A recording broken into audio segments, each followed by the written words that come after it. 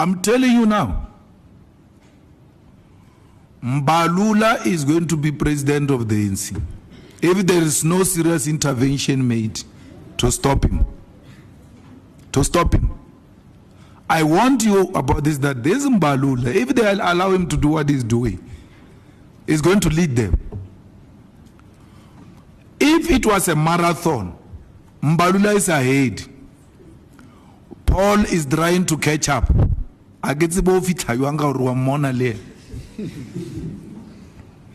Mbalula is ahead. Out of this so-called staged NGC that gets organized in a manner that it has never been organized. We want to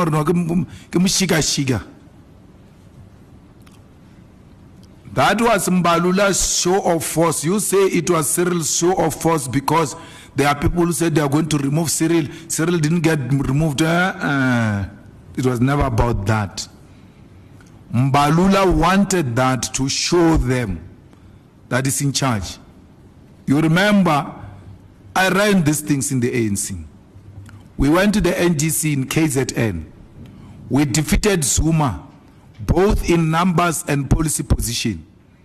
After that, Zuma knew that these boys are going to remove me because the NGC tells you what's going to happen. That's when he expelled us from Mangaung conference. We were expelled because he got a sign. And Gwede told him, it says, they are pretending like they are removing me. They are actually coming for you, and he was right. We're making noise about Gwede, but we're looking for this one. We won in the NGC in Durban. And we got expelled, and that's how Malema lost the Mangaung conference. I'm giving you this history for you to be able to determine.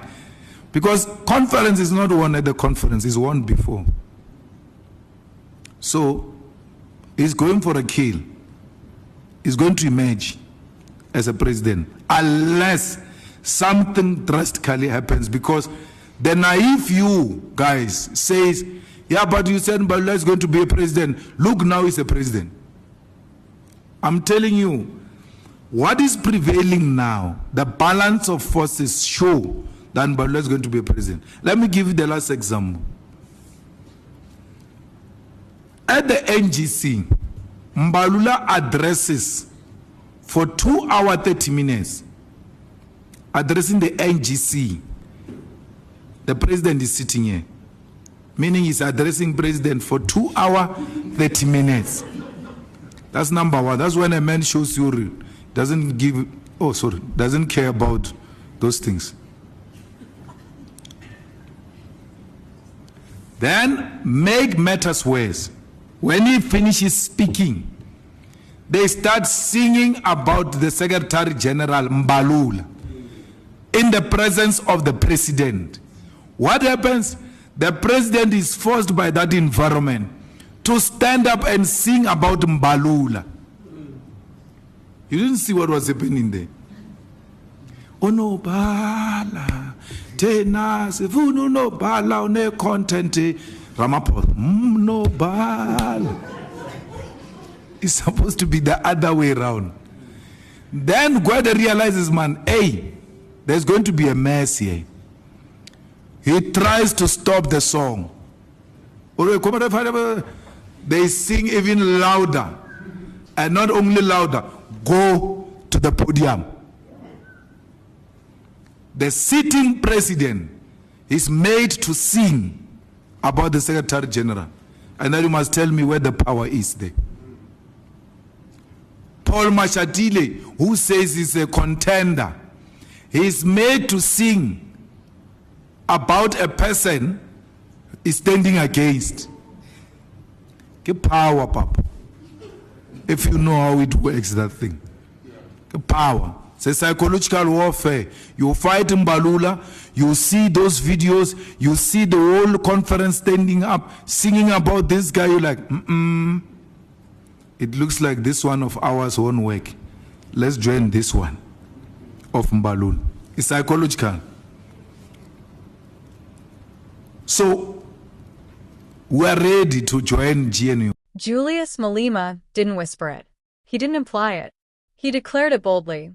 almost like a warning siren cutting through a chaotic night.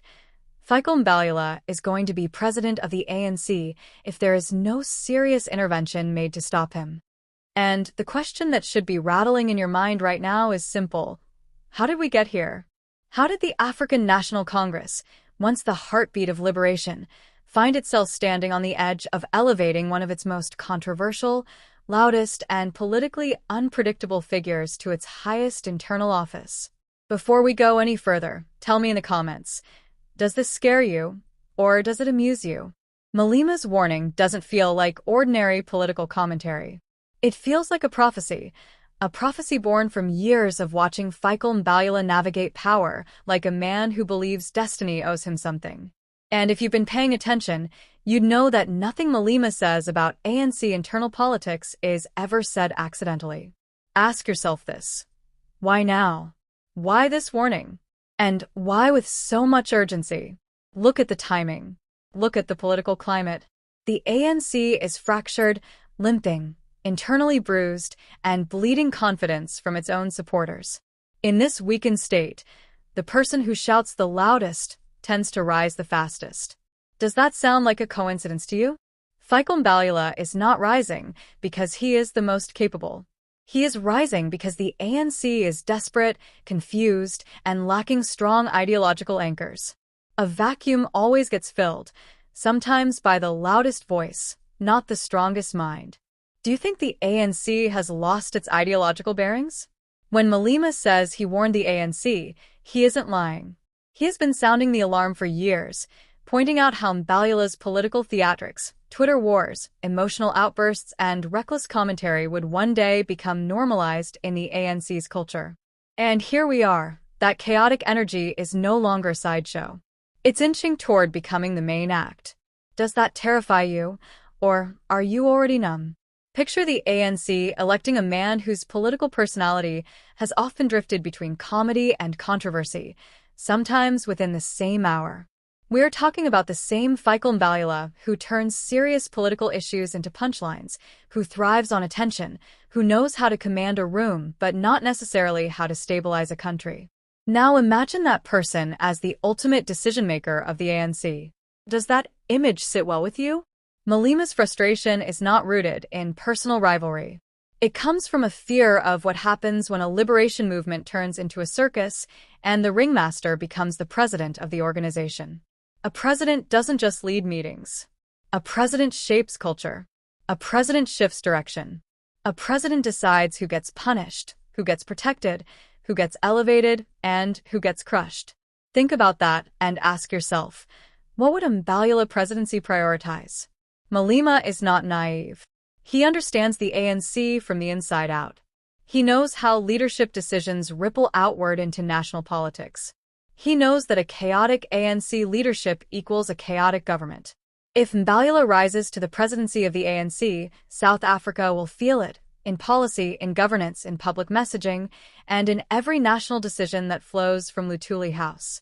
This isn't just an ANC story. It is a national warning, wrapped in Malema's sharp tone and delivered like a coded message to the public. Be careful. The future is being shaped right now, and you're not paying attention. Let me ask you, do you believe South Africans are paying enough attention? Malema is sounding like someone who sees a storm forming long before the first drop of rain falls. He's watching internal factions move. He's watching alliances shift. He's watching how the ANC elevates people based on loyalty, noise, and media presence, not competence or ideological clarity. And in that chaos, Malema's rise begins to make uncomfortable sense. There's something deeply ironic here. The ANC claims to be in a phase of renewal, repositioning itself to correct decades of mismanagement and internal decay. And yet, one of the most polarizing figures appears to be the one gaining the most momentum. It's like trying to fix a leaking boat by appointing the person holding the biggest bucket of water. Drop your thoughts. Does the ANC's renewal look real to you? Malema's warning feels like a man shouting at a train speeding toward a cliff. He cannot stop it, but he wants the world to remember that he said something before the crash. He wants history to record that he tried to warn them, that he tried to speak sense into a structure that has become allergic to introspection. The deeper question is this: Why is Mbalula rising? Is it charisma? Political connections? Opportunism? Or is it simply that the ANC's internal culture rewards entertainment more than leadership? If you had to choose one, which do you think explains it best? The ANC has always been shaped by strong personalities: Mandela, Mbeki, Zuma. These individuals had presence, ideology, strategic discipline. But today's political climate is different. Social media shapes perceptions. Outrage fuels relevance. And in that arena, Mbalula thrives. He knows how to trend. He knows how to dominate timelines. He knows how to make noise that looks like leadership in the moment, even when it isn't. Does trending equal leadership in today's politics?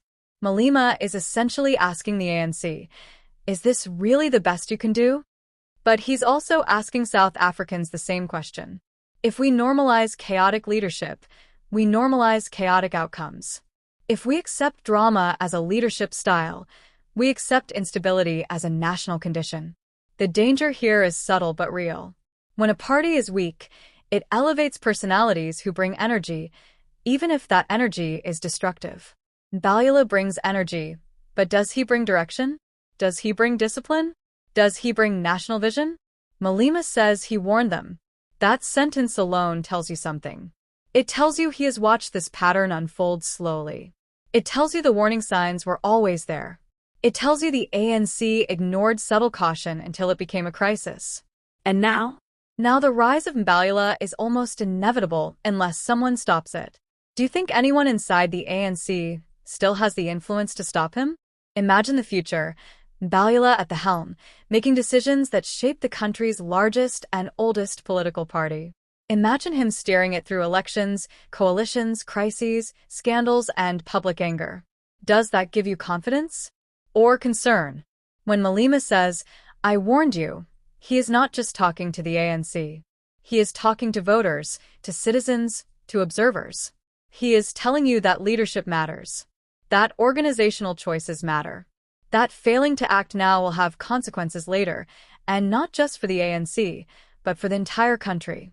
The real question now becomes, what will the ANC do? Will it intervene? Will it correct course? Or will it sleepwalk into a future shaped by someone who thrives in chaos? And if the ANC refuses to act, will South Africans act at the ballot box? As you think about these questions, consider this. Every powerful political rise begins quietly, then suddenly becomes unstoppable. Malema is warning us at the quiet stage. The question is, will anyone listen? Drop your answer below. Is Julius Malema right? And if Mbalula becomes ANC president, what kind of future do you think South Africa is walking into?